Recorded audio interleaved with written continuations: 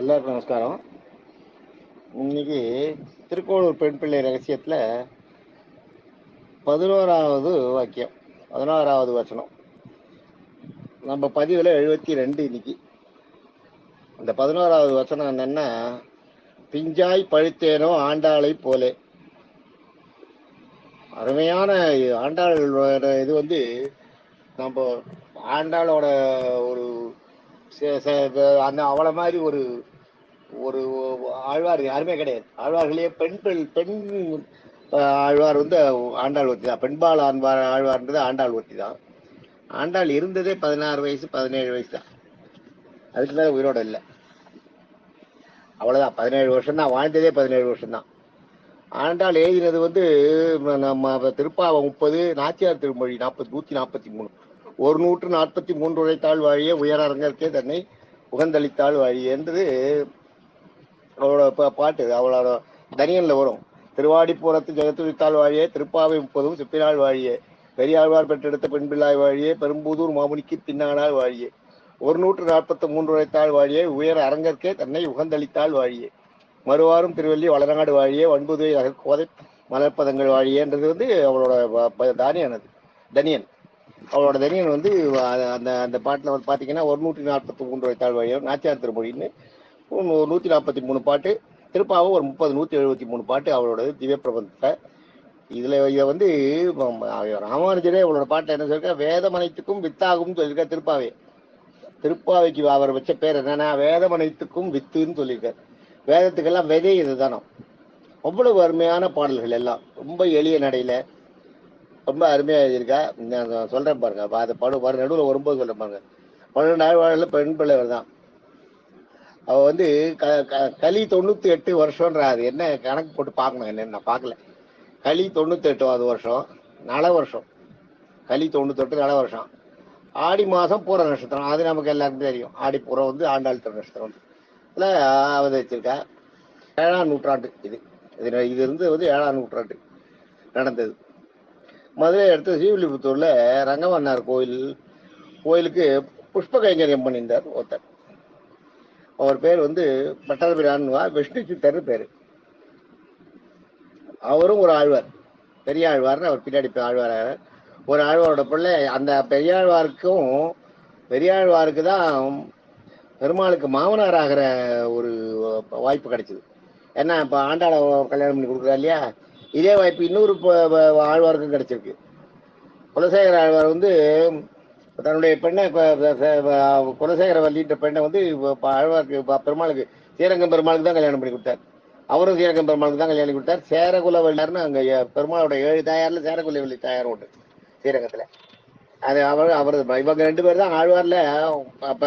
பெருமாள் வந்து மரியாதை கொடுத்து, அதாவது பெருமாள் வந்து சேவிக்கிறதுக்கான ஒரு தகுதி படைச்சவங்க இவங்க 2 பேர் தான். பெருமாளை வந்து இவங்களை சேவிக்கணும். ஏன்னா மாமனார் இல்லையா, மாமனாரை சேவிக்கிறது அவங்க இவங்களுக்கும் உண்டாது. அதை பண்ணாராம், பெருமாள் பண்ணாராம். பெரியாழ்வார் வந்து தடுத்து அப்படியே துடிச்சு போய் விழுந்து காலில் விழுந்து மயக்கமாயிட்டாராம் பெருமாள் சேவிச்ச உடனே.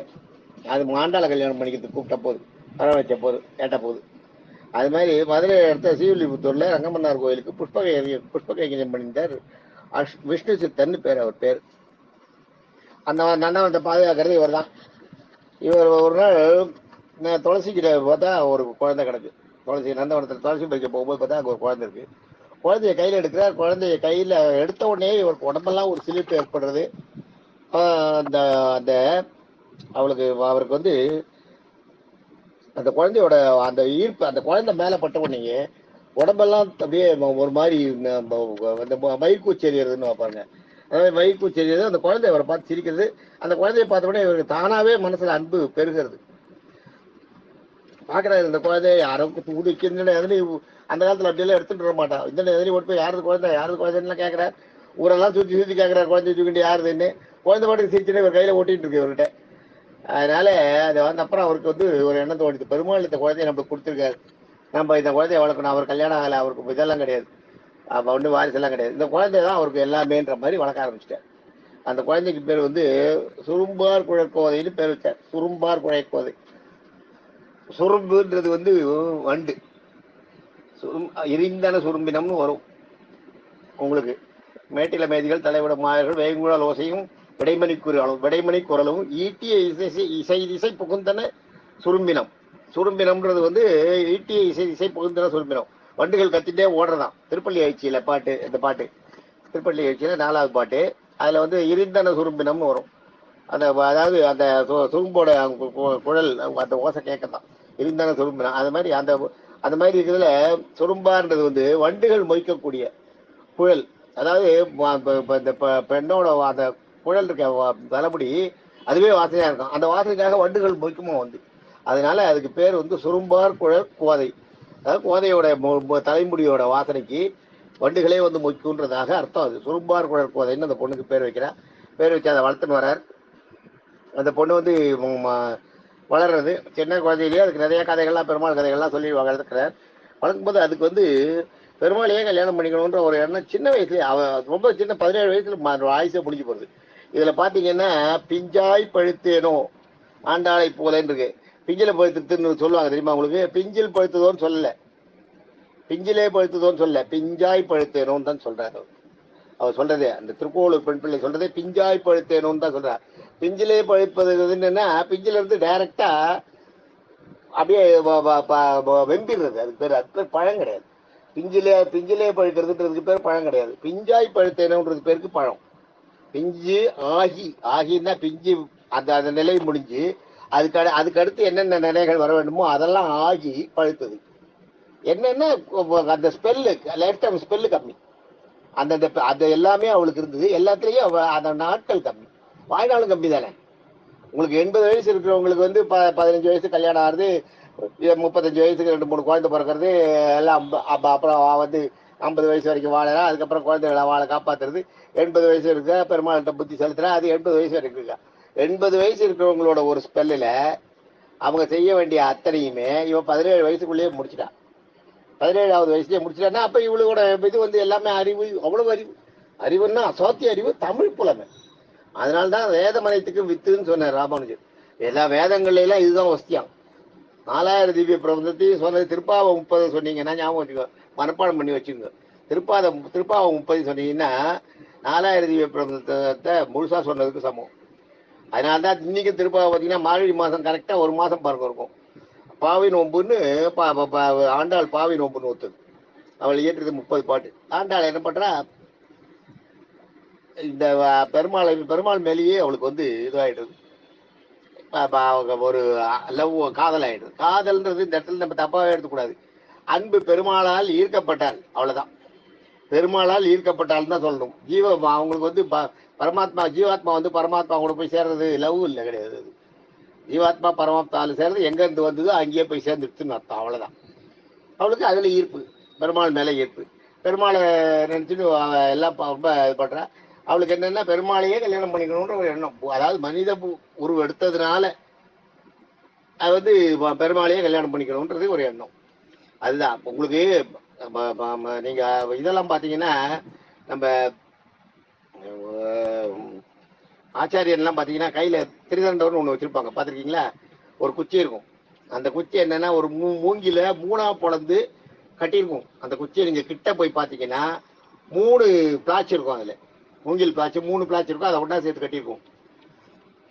அந்த 3 பிளாச்சுக்குமே என்ன அர்த்தம்னா, ஒன்னு பொருள், இன்னொன்னு ஜீவாத்மா, இன்னொன்னு பரமாத்மா. இது 3ஐயும் பிரிக்க முடியாதான். அதை சேர்த்து கட்டினதுதான் இருக்கும். அது நீங்க பாத்தீங்கன்னா திருதண்டம் இருக்கும். அந்த திருதண்டம் வந்து அவங்கள விட கொஞ்சம் ஒரு 2 அங்கலம் உயரமா இருக்கும். அவங்க தலையோட ஆச்சாரியனோட தலையோட கொஞ்சம் உயரமா இருக்கும். எங்க இருந்தாலும் அவங்களுக்கு அதுதான் அவங்க ஆச்சாரியன்றதுக்கு நியமனத்துக்கு அதுதான். எங்க போனாலும் அவங்க அதை கையில எடுத்துட்டு போகணும். இயற்கை உபாதைகளை கழிக்க போகும்போது மட்டும், குளிக்கும் போது இயற்கை உபாதைகளை கழிக்க போகும்போது மட்டும் கிடையாது, கரையில வச்சுக்கணும். அதை முடிச்ச உடனே அதுக்கான அந்த இயற்கை உபாதைகள் எல்லாம் போயிட்டு அதுக்கப்புறம் கையால் விட்டு காலை விட்டு அதுக்கு மந்திரங்கள்லாம் இருக்கு. அதெல்லாம் சொல்லி 12 தடவை வாய் கொப்பளிச்சுட்டு வெளியில வந்து அப்புறம் எடுத்துடணும். அதை வச்சுட்டு அதை விட்டு அவங்க பிரியவே முடியாது. தூங்கும்போது பக்கத்துல வச்சுட்டு இருப்பாங்க. பக்கத்துல வச்சுட்டு தான் தூங்குவாங்க. எங்க போனாலும் எந்த ஊருக்கு போனாலும் சேர்ல பாத்தீங்கன்னா அந்த ஓரத்துல வச்சுட்டு இருப்பாங்க ஆச்சாரியனுடைய. அதான் பொருள், ஜீவாத்மா, பரமாத்மா 3 ஒண்ணு. இந்த இடத்துல பாத்தீங்கன்னா பொருள்ன்றது வந்து ஆண்டாள் தான் பொருள். ஜீவாத்மா அவளுடைய மனசு வந்து தெய்வத்தை நாடுறது, அதுதான் ஜீவாத்மா. உள்ள இருக்கிற ஜீவன் தான் ஆத்மா, ஜீவாத்மா. பரமாத்மான்றது மகாவிஷ்ணு. பொருள், ஜீவன், பரமாத்மா 3 ஒன்னா சேர்றது. அது பிரியவே பிரியாது. இது 3 இருக்கு. இது 3 சேர்றதுக்கு தான் துடிக்கிறீங்க. அது 3 தான் கடைசியில ஒன்னா சேரும். அதைத்தான் இங்க சொல்றேன். பொருள்ன்றது ஆண்டாள். உயிரோடு உயிர் உள்ள அந்த உடல் இருக்கே, அந்த உடல் ஆண்டாளோட உடல் தான் பொருள். அந்த உடல் போயிடுத்துன்னா, உயிர் போயிடுத்துன்னா, இந்த உடல் இந்த பொருள் வந்து ஜீவாத்மா கூட போய் ஒன்றிடும். அந்த ஜீவாத்மா போய் பரமாத்மா கிட்ட ஒன்றிடும். அதான் ஜீவாத்மாவும் பொருளும் ஒரே நேரத்துல பிரிஞ்சு தான் எந்த இதுல இருக்கமோ, எந்த உருவத்துல இருக்குமோ அதுல இருந்து பிரிஞ்சு ஒரே நேரத்துல போய் பரமாத்மா கிட்ட சேர்ந்துடும். அதுதான் அந்த இதுக்கு அர்த்தம். 3 குத்தி வச்சிருக்கிறதுக்கு அர்த்தம் அதான். என்கிட்ட வரவங்களையெல்லாம் நான் இது மாதிரி சேர்த்து பரமாத்மா கிட்ட கொண்டு போய் சேர்ப்பேன் அப்படின்னு ஆச்சாரியன் வாக்குறுதி கொடுக்கறதா அர்த்தம். இவன் என்ன பண்றா, கோதை வந்து தினம் இவர் வந்து இவரோட தெய்வ விஷ்ணு சித்தர் அவர் பட்டர்பிரான் பேரு. அடுத்தது பட்டர்பிரானோட கதை வரும் அடுத்த இதுல. ஆமா, இவர் வந்து பட்டர்பிரான் என்ன பண்றது, தினம் பெருமாளுக்கு மாலை கட்டி கொடுக்கறதா அவர் கைங்கரியம். இப்பயும் பாத்தீங்கன்னா மாலைக்காரான்னு இப்ப ஸ்ரீரங்கத்திலேயே அந்த மாலை கட்டுறவங்க அவங்க தான் கட்டுவாங்க. வேற யாரெல்லாம் வந்து மாலையெல்லாம் கட்டி கொண்டு போய் கோயிலுக்குள்ள கொண்டு போயிட முடியாது. எங்கது அது நாங்க அது எப்படி யார் கட்டுவாங்கன்னு சட்டைக்கு வந்துருவாங்க. மாலை கட்டுறதுன்றது அவங்க உங்களோட உரிமை. அதாவது அது ஒரு பெருமையா நினைக்கிறாங்க, அது ஒரு கிடைச்ச பாக்கியமா நினைக்கிறாங்க. அது மாதிரி இன்னைக்கு பெரியார் வழியில வந்தவங்க தான் ஸ்ரீரங்கம் இது ஸ்ரீவில்லிபுத்தூர் கோயிலையும் மாலை கட்டுறாங்க. அவர் வழியில பட்டர்பிரான் வழியில வந்தவர் தான். அவங்க பேரெல்லாம் பாத்தீங்கன்னா பட்டர்னு தான் வரும். அது மாதிரி இருக்கும். அந்த பெரியார் இதுல விஷ்ணு சித்தன் வந்தார் இல்லையே, விஷ்ணு சித்தனோட அந்த வழியில வந்தவங்க தான் இன்னைக்கும் ஸ்ரீவில்லிபுத்தூர் கோயில மாலை கட்டிட்டு இருக்காங்க. அந்த மாலைக்காரான்னு பேரு. அவங்க தான் மாலை கட்டி கொடுக்கணும். அந்த கைங்கரியத்தை இவர் பண்ணிட்டு இருக்காரு. அந்த மாலையை இவர் கட்டி வைக்கிறார். இவர் கட்டி பெருமாளுக்கு தினம் சாத்துறவங்க மாலையை கட்டி வச்சுட்டு இவர் வெளியில போற நேரத்துல இந்த ஆண்டாள் என்ன பண்ணுவோம், குழந்தை இல்லையா, டக்குன்னு அந்த மாலையை கழுத்துல எடுத்து போட்டு அதை வந்து தனக்கு கண்ணா இருக்கா அழகா இருக்கா, இந்த கோலத்தோட நம்ம பெருமாள்கிட்ட சேரும்போது எப்படி இருக்கும் அப்படின்னு நினைச்சு பாப்பா. இவன் வந்து கண்ணாடியில மாலையை போட்டு நீங்க அப்படி கண்ணாடியில போய் பாப்பா, பார்த்துட்டு அழகா இருக்கான்னு பார்த்துட்டுப்பா. அங்க கண்ணாடியில வந்து பெருமாள் தெரிய வரும் மாலையை போட்டு. எதுல அப்படியே இவளை கல்யாணம் பண்ணிக்கிறதுக்கு வந்துட்டா மாதிரி இவளுக்கு தோணுமா மனசுல. இவன் போய் ஒவ்வொரு தரமும் மாலையை போட்டு தன்னை அழகு பார்க்கறதுக்கு போய் அங்க நின்று பார்க்கும்போது பார்த்தா பெருமாள் மாலையை போட்டு இருப்பான். இவங்களுக்கு ரொம்ப அதிசயமா இருக்குமா அது. ஆனா அதை இவன் சொல்ல மாட்டான் வெளியில, பயந்துட்டு சொன்னா ஒத்துப்பாடா எல்லாருக்குன்னு எடுத்து இது மாதிரி தினம் பெருமாள் இவன் சூட்டின்னு தான் மாலையை போட்டுக்கிறது. நைஸா கைட்டி வச்சுட்டு போயிடுது. அப்புறம் அவ அப்பா எடுத்துட்டு போய் கோயிலுக்கு கொடுத்துட்டா கோயில பெருமாளுக்கு சாத்திடுவான். இது மாதிரி நடந்துட்டு இருக்கு. ஒரு நாள் மாலையை கழுத்துல போட்டுக்கிறத அப்பா விஷ்ணு சித்தர் பார்த்துட்டாரு. பார்த்துட்டு வந்து வயத்துல அடிச்சுக்கிறாரு. இந்த மாதிரி பண்றிய பெருமாளுக்கு தகுமா, இந்த மாதிரி செய்யலாமான்ட்டு அந்த மாலையை எடுத்து ஓரமா வச்சுட்டு வேற ஒரு புதுசா ஒரு மாலை கட்டி அதை எடுத்து போய் கோயில கொடுக்குறாரு. கோயில கொடுத்தா பெருமாளுக்கு சாத்தினா பெருமாளுக்கு அந்த மாலை நிற்கவே இல்லை. அறந்து விழுந்துருது கீழே. என்ன பண்றதுனே புரியாது. வேற எந்த மாலை போடும்போதும் அறந்து விழுந்துருது. அப்புறம் இவர் வந்து வீட்டுக்கு வந்துடுறா. எல்லாம் படுத்துருக்கா. தூங்கும் போது இவர் கனவுல எனக்கு ஆண்டாள் போட்டாலே அந்த மாலையே கொண்டு கொடு, அதை போட்டு அதுதான் எனக்கு உகந்ததா இருக்கு, அந்த மாலை தான் எனக்கு நல்லா இருக்கு, எனக்கு அந்த மாலை தான் வேணும், நான் அந்த மாலை தான் அணிஞ்சுக்கிறேன் அப்படின்னு சொல்றாரு. உடனே இவருக்கு என்ன புரியல. ஒரு பக்கம் ஆனந்தமா இருக்கு, இன்னொரு பக்கம் இது என்னென்ன புரியல. இவ்வளவு நான் எனக்கு வந்து மானிடர்களால பேச்சை எடுக்காதுன்னுவான். மானிடருக்கு என்னை பேச்சு எடுத்தால் வாழ்கிலேன்னு அவ சொல்றா அவ அப்பா கிட்ட. அது பாட்டாவே இருக்கு. மானிடருக்கு என்னை பேச்சு எடுத்தால் வாழ்கிலேன்னு இது பண்றா. அது மாதிரி அப்புறம் அவ அப்பா கேட்கிறாரு, என்ன நீ இந்த மாதிரி பண்றிய, இது என்னன்னா இந்த மாலையை வேற பெருமாள் கேட்கிறாரா. பெருமாளுக்கு எடுத்து போய் இவன் போட்ட மாலையை எடுத்து போய் பெருமாளுக்கு சாத்தினா சாம்பார் இருக்கு. அதுல ஒரு தலைமுடி வேற இருக்கு. அது தலைமுடியை பார்த்துட்டு மத்த பட்டரெல்லாம் தான் கண்டுபிடிச்சிடுறா இதுல தலைமுடி வருதே அப்படின்னு. ஒருவேளை பூ பறிக்கும் போது கூட ஒரு தெருவில் பறந்தது இல்லையா, அந்த தலைமுடியா இருக்கும் அப்படின்னு ஒரு விஷ்ணு சொல்லிடுறாரு. சொல்லிட்டு அதுக்கப்புறம் ஒரு நாள் மறுநாள் மாலையை தொடுத்து வச்சுட்டு வெளியில போயிட்டு வந்து பாக்குறாரு, இவன் கழுத்துல போட்டு நிற்கிறான். அப்பதான் கோபம் வந்துடுது. ஓஹோ, ஆண்டாள் முடிதான் அதுல போயிருக்கு போல இருக்குன்னு திட்டுறார். பெருமாளுக்கு அப்புறம் அதை இது பண்ற பெருமாள் ஏத்துக்கல. அப்புறம் மறுபடியும் பெருமாள் வந்து இவளோட சூடிட்ட மாலையே கொண்டு வர சொன்னார். அந்த மாலையை எடுத்துட்டு போய் போடுறா. போட்ட உடனே பெருமாளுக்கு அது ஓந்தா இருக்கு. அதனாலதான் இவளுக்கு பேரு சூடி கொடுத்த சுடற்கொடைன்னு பேரு. இதை பாத்தீங்கன்னா ஆண்டாளுக்கு பேரு சூடி கொடுத்த சுடற்கொடைன்னு ஒரு பேர். அதான் ஆண்டாள் வாழ்ந்ததே 17 மாசம் தான். அதுக்கப்புறம் என்ன பண்றா, அவ வந்து இப்ப எல்லாரும் கேட்கிறா அவரை. அப்பா கேட்கிற, நீ பெருமாளை கல்யாணம் பண்ணி பெருமாளை கல்யாணம் பண்ணிட்டு 108 திவ்யாசத்துல எந்த பெருமாளை கல்யாணம் பண்ணிக்கணும்ன்றார். ஒவ்வொரு பெருமாள் கதையா சொல்றார்.